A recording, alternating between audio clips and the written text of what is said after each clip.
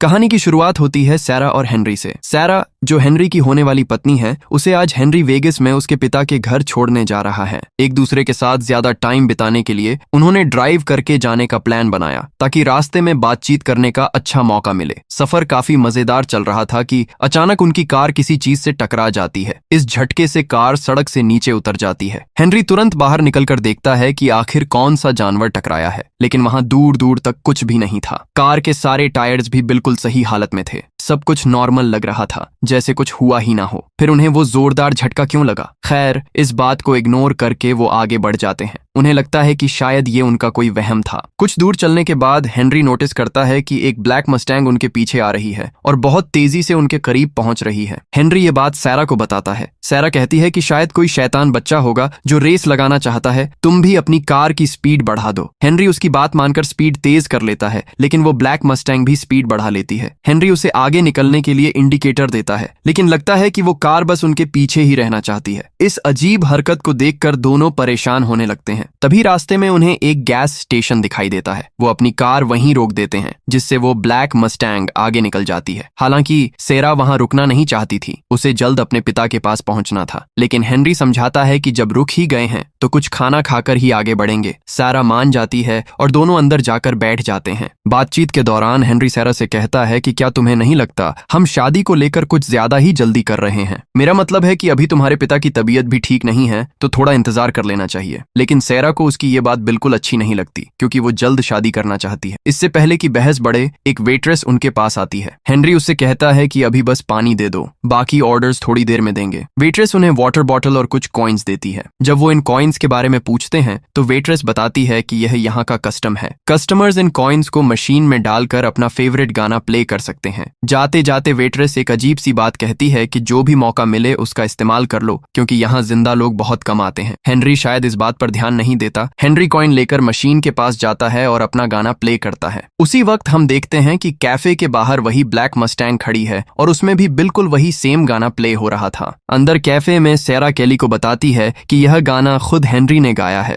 यह सुनकर केली उसकी तारीफ करती है। इसके बाद वो दोनों रास्ते के लिए खाना पैक करवा कर वहां से निकल जाते हैं। सफर अभी लंबा था और उन्हें अंधेरा होने से पहले पहुंचना था। इस बार कार सैरा ड्राइव कर रही थी। उसकी नजरें पूरी तरह सड़क पर थीं, लेकिन अचानक एक बार फिर उनकी कार के नीचे कुछ आ जाता है। यह महसूस होते ही दोनों डर जाते हैं, क्योंकि सैरा का साफ कहना था कि उसकी नजरें सड़क पर थीं और सामने कोई नहीं था। हेनरी कहता है कि वो बाहर जाकर देखता है, शायद इस बार सच में कुछ टकराया हो। दूसरी तरफ हम कैफे के ओनर को देखते हैं। केली उसके पास आकर बताती है कि वो दोनों अभी अभी गए हैं। क्या उनके साथ भी हमें वही सब करना है? पास बैठी एक लड़की कहती है कि उन्हें छोड़ दो, उनकी कोई गलती नहीं है। लेकिन ओनर कहता है कि हमें अपना काम करना होगा। उस लड़की के हाथों पर चोट के निशान थे और आंखों में आंसू थे। उसे देखकर साफ लग रहा था कि वो किसी बड़ी मुसीबत में है, लेकिन असल बात क्या है यह अभी हमें नहीं पता। उधर सड़क पर सैरा और हेनरी के बीच झगड़ा शुरू हो जाता है। वो इस सिचुएशन से बहुत परेशान हो चुके हैं। सैरा इरिटेट हो जाती है क्योंकि उसे लग रहा है कि वो आगे बढ़ने के बजाय वापस उसी जगह पर आ गए हैं जहां पहली बार रुके थे। लेकिन हेनरी उसकी बात मानने को तैयार नहीं होता, क्योंकि उसे लगता है कि ऐसा होना पॉसिबल ही नहीं है। तभी सैरा की नजर पीछे पड़ती है और वो देखती है कि वही ब्लैक मस्टैंग फिर से उनके पीछे खड़ी है। ये देखकर हेनरी तुरंत कार की चाबियां मांगता है, लेकिन इस बार सैरा भागने के बजाय सामना करने का फैसला करती है। वो सीधा उस कार के पास जाती है और शीशा नीचे करने को कहती है, लेकिन जैसे ही वो अंदर बैठे इंसान को देखती है, उसके होश उड़ जाते हैं। कार के अंदर एक बहुत ही भयानक और शैतान जैसा आदमी बैठा था। उसे देखकर सैरा तुरंत अपनी कार में भागती है और पूरी स्पीड में कार भगाने लगती है, जैसे वो कोई रेस लड़ रही हो। लेकिन कुछ ही देर में उन्हें पता चलता है कि कार का फ्यूल खत्म हो गया है, पर वो बीच रास्ते में रुक नहीं सकते थे। किस्मत से उन्हें फिर से वही कैफे नजर आता है और वो अपनी कार उसके सामने रोक देते हैं। इस वजह से वो ब्लैक मस्टैंग आगे निकल जाती है। कैफे के अंदर जाते ही सैरा तुरंत केली से पूछती है कि क्या वो उनका फोन यूज कर सकती है। केली मुस्कुराकर हाँ कह देती है। सैरा बाहर जाकर तुरंत पुलिस को कॉल करती है। वो बताती है कि कोई अनजान कार काफी देर से उनका पीछा कर रही है और उसमें एक अजीब सा आदमी बैठा है। पुलिस जवाब देती है कि वहां पहुंचने में कुछ घंटे लग जाएंगे, इसलिए जहां हैं वहीं सेफ रहें। इसी बीच एक बड़ा खुलासा होता है। दरअसल सैरा ने जो कॉल किया था वो पुलिस को नहीं बल्कि जॉन को लगा था, जो उसी कैफे का ओनर है। आखिर वो ऐसा क्यों कर रहा है, उसका मकसद क्या है? सैरा और हेनरी केली से एक और कॉइन मांगते हैं, लेकिन केली मना कर देती है और कहती है कि कॉइन सिर्फ एक ही बार मिलता है। तभी पास बैठी रूबिका कहती है कि रुको, मेरे पास कॉइन है, मैं अपनी कार से लेकर आती हूँ। लेकिन तभी अंदर से जॉन आ जाता है और रूबिका को जाने से रोक देता है। जॉन को देखकर हेनरी बताता है कि कैसे कोई पागल आदमी सड़क पर उनका पीछा कर रहा है और उन्हें मारने की कोशिश कर रहा है। जॉन सुनकर कहता है कि शायद कोई सनकी इंसान होगा जो आपको परेशान करने के मजे ले रहा है। हेनरी इस बात पर भड़क जाता है कि आपको यह मजाक लग रहा है, वो हमारी जान के पीछे पड़ा है। तब ओनर उसे शांत होने को कहता है और उन्हें कैफे में रुकने की परमिशन दे देता है। वो कहता है कि आप लोग अकेले नहीं हैं, हम सब आपके साथ हैं, इसीलिए डरिए मत, आप सेफ हैं। हेनरी उससे पूछता है कि हम वापस इसी जगह पर कैसे आ गए, तो जॉन बताता है कि आगे रास्ते में एक लूप है, शायद आप लोग उसमें भटक गए थे, इसलिए घूमकर वापस यहीं आ गए। इसी बीच सैरा बाहर से आती है और बताती है कि उसने पुलिस को कॉल कर दिया है, वो कुछ घंटों में पहुंच जाएंगे। जॉन उन्हें बैठने को कहता है और रूबिका के बारे में बताता है कि वो हमारी डेली कस्टमर है, लेकिन उसका दिमागी संतुलन थोड़ा ठीक नहीं रहता, पर आप टेंशन मत लीजिए, हमें उसकी आदत हो गई है और आपको भी हो जाएगी। इतना कहकर जॉन सैरा को एक कॉइन दे देता है। सैरा उस कॉइन को लेकर अपने डैड को कॉल करने जाती है। कॉल लग जाती है, लेकिन दूसरी तरफ से उसके डैड बस इतना कह पाते हैं कि वो यहीं पर उनका वेट कर रहे हैं। इसके आगे सैरा कुछ सुन नहीं पाती क्योंकि फोन में पीछे से बहुत शोर आ रहा होता है। इसी दौरान हम जॉन को देखते हैं जो रूबिका को जबरदस्ती कैफे के पीछे बने होटल के रूम नंबर 17 के सामने ले जाता है। रूबिका रोते हुए कहती है कि वो अभी तैयार नहीं है, लेकिन जॉन कहता है कि तुम जितना विरोध करोगी ये तुम्हारे लिए उतना ही डरावना हो जाएगा। रूबिका रोते हुए कहती है कि तुम जिस जानवर को खाना खिला रहे हो उसका पेट कभी नहीं भरेगा, पर जॉन उसकी एक नहीं सुनता और उसे रूम नंबर 17 में धकेल कर बाहर से गेट बंद कर देता है। दूसरी तरफ सैरा और हेनरी खाना खा चुके थे।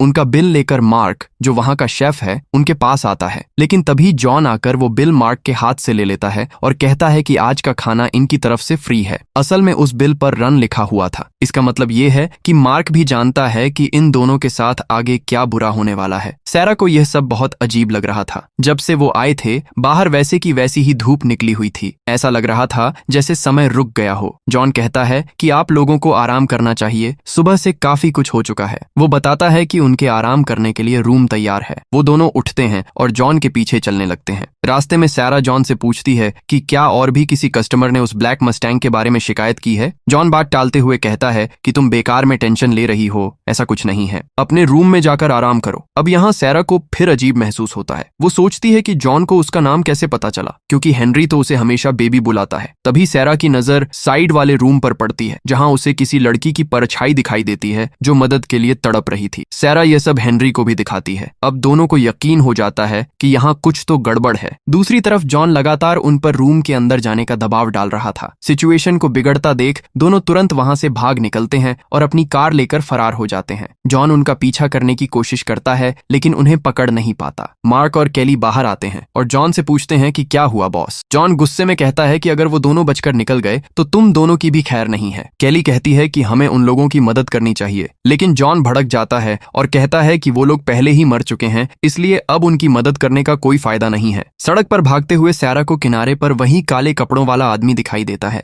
वो हेनरी को बताती है कि यह वही आदमी है जो उस ब्लैक मस्टैंग में था, जरूर कोई ना कोई गड़बड़ है। हेनरी कहता है कि मुझे भी लग रहा है कि कोई हमारा शिकार कर रहा है और उस कैफे ओनर को सब पता है, लेकिन उसने हमारी मदद करने के बजाय फायदा उठाने की सोची। उधर मार्क रूबिका के रूम से उसका सारा सामान बाहर निकाल रहा था, क्योंकि अब रूबिका इस दुनिया में नहीं रही। जब मार्क उसका सामान देखता है तो उसे अपने आप पर और इस काम पर घिन आने लगती है। उसकी अंतरात्मा उसे यह सब सहने की इजाजत नहीं दे रही थी। वो सीधा जॉन के पास जाता है और कहता है कि हमें यह सब यहीं रोक देना चाहिए, लेकिन जॉन कहता है कि यही हमारा काम है और चीजें हमेशा ऐसे ही चलती रहेंगी। रास्ते में सेरा और हेनरी अपनी कार पूरी स्पीड में भगा रहे होते हैं। अचानक सेरा के फोन पर उसके डैड का कॉल आता है, लेकिन जब वो कॉल उठाती है तो सामने से डरावनी और अजीब सी आवाजें आने लगती हैं। और तो और वही आवाजें उनकी कार के रेडियो में भी सुनाई दे रही हैं। ये सुनकर दोनों बहुत अजीब फील करते हैं। तभी एक बार फिर उनकी कार के नीचे कुछ आ जाता है, लेकिन इस बार वो रुकने की गलती नहीं करते बल्कि कार की स्पीड और बढ़ा देते हैं। तभी उन्हें शीशे में दिखता है कि वो ब्लैक मस्टैंग फिर से उनके पीछे लग चुकी है। दोनों अपनी जान बचाने के लिए कार भगाए जा रहे थे। कुछ दूर जाने पर उन्हें वापस वही कैफे दिखाई देता है। कैफे के बाहर जॉन, मार्क और केली खड़े होकर यह सब देख रहे थे। मार्क कहता है कि मुझे लगता है कि ये दोनों बच जाएंगे, क्योंकि इस बार इन्होंने सच में हिम्मत दिखाई है, लेकिन जॉन को ऐसा नहीं लगता। सड़क पर अचानक सैरा जोर से ब्रेक लगाती है, जिससे जिससे वो ब्लैक मस्टैंग आगे निकल जाती है। सैरा तुरंत कार को घुमाती है और दूसरी दिशा में जाने लगती है। कुछ देर बाद जब वो पीछे देखते हैं तो वो ब्लैक कार अब वहां नहीं थी। इसी बीच हेनरी ध्यान देता है कि जब से वो लोग सफर पर निकले हैं तब से एक ही टाइम हो रहा है, जबकि असलियत में वो लोग कई घंटों से कार ड्राइव कर रहे हैं। हेनरी को शक होता है कि कहीं वो लोग किसी टाइम लूप में तो नहीं फंस गए, लेकिन दोनों में से किसी के पास इसका कोई जवाब नहीं था। वो बस किसी भी तरह इस जगह से बाहर निकलना चाहते थे। लेकिन सैरा को अब उम्मीद कम लग रही थी, क्योंकि पिछले 3 घंटे से वो लोग एक ही सड़क पर गाड़ी चला रहे थे। हालांकि इस बार उनके रास्ते में न वो कैफे आया था और न ही वो ब्लैक मस्टैंग। फिर भी उन्हें एहसास हो रहा था कि सड़क वही है। हेनरी कहता है कि वो सही है, बस उन्हें कार को मेंटेन स्पीड पर चलाते रहना होगा। वो दोनों बारी बारी से ड्राइविंग सीट बदलते रहते हैं और आगे बढ़ते रहते हैं। लेकिन कुछ और घंटे बीत जाने के बाद सैरा हेनरी को नींद से जगाती है और कहती है कि उसे कुछ भी ठीक नहीं लग रहा। उसे ऐसा लग रहा जैसे वो इस सड़क से हजारों बार गुजर चुकी है। तब हेनरी नोटिस करता है कि उनका फ्यूल टैंक भी इतने घंटों बाद एक ही जगह पर अटका हुआ है। अब उसे पक्का यकीन हो जाता है कि यह जरूर कोई लूप है जो उन्हीं लोगों ने बनाया है। हेनरी कहता है कि हमें इस लूप को तोड़ना ही होगा और यह लूप सड़क पर चलते रहने से नहीं टूटेगा। हमें अपनी कार छोड़कर इस रेगिस्तान में पैदल ही उतरना होगा, तभी हम इस परेशानी का हल निकाल पाएंगे। सैरा को यह आइडिया बिल्कुल पसंद नहीं आता, क्योंकि इतनी भयंकर गर्मी में पैदल चलना मौत को बुलावा देना था। लेकिन हेनरी उसे समझा लेता है और वादा करता है कि वो उसे बचा लेगा, बस उस पर भरोसा रखना होगा। उसकी बात मानकर दोनों कार से बाहर निकल आते हैं और पैदल ही रेगिस्तान में चलना शुरू कर देते हैं।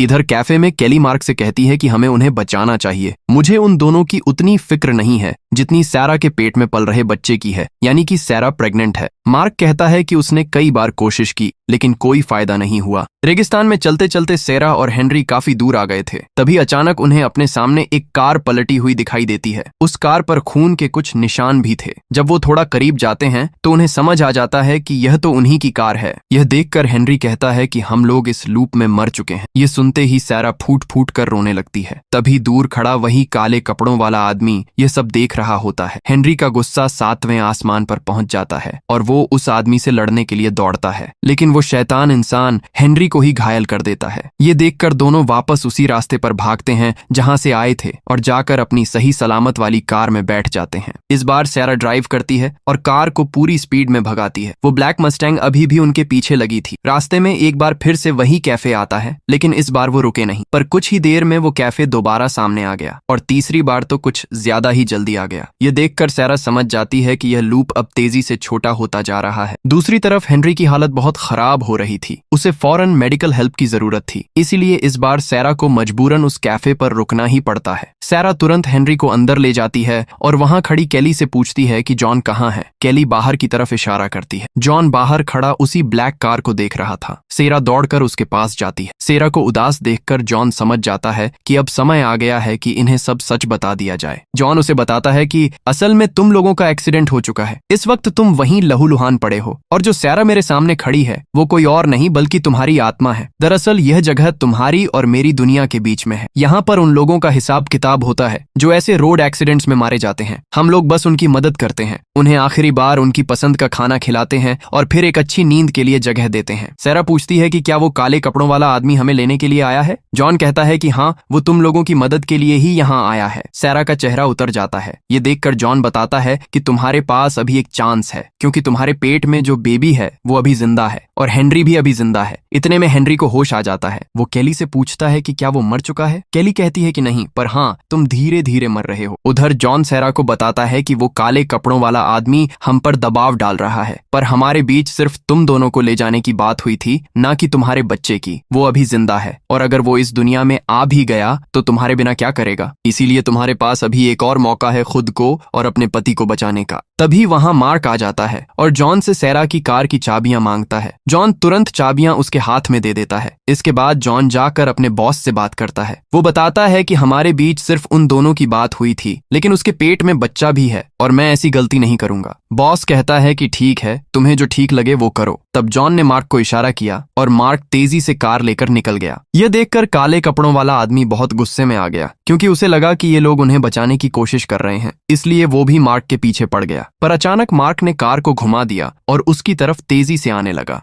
दोनों की टक्कर होना लाजमी थी, लेकिन मार्क को पता था कि अगर यह जिंदा रहा तो वो दोनों जिंदा नहीं रह पाएंगे, इसलिए वो पूरी स्पीड से कार को ठोकर मार देता है। इस टक्कर से वो काले कपड़ों वाला मर जाता है और साथ ही मार्क की भी मौत हो जाती है। और इसी के साथ इस कहानी का यही अंत हो जाता है। असल में इस कहानी में यह दिखाया गया है कि सैरा और हेनरी का पहले एक कार एक्सीडेंट हो गया था, लेकिन उसमें वो पूरी तरह से मरे नहीं थे। उनकी अंतिम सांसें चल रही थीं, इसलिए उनकी आत्माएं यहीं इसी लूप में आसपास भटक रही थीं। लेकिन जब इन्हें पता चला कि सैरा के पेट में बच्चा है तो इन्होंने उसे जीने का एक मौका दिया और उस काले कपड़ों वाले को ही मार दिया, यानी कि जो उन्हें ले जाने आया था वो ही नहीं रहा। तो इसी के साथ ये कहानी यहीं खत्म हो जाती है। आपको मूवी कैसी लगी कमेंट्स में जरूर बताना। मिलते हैं अगली वीडियो में एक और नई और इंटरेस्टिंग कहानी के साथ। तब तक के लिए अपना ध्यान रखें।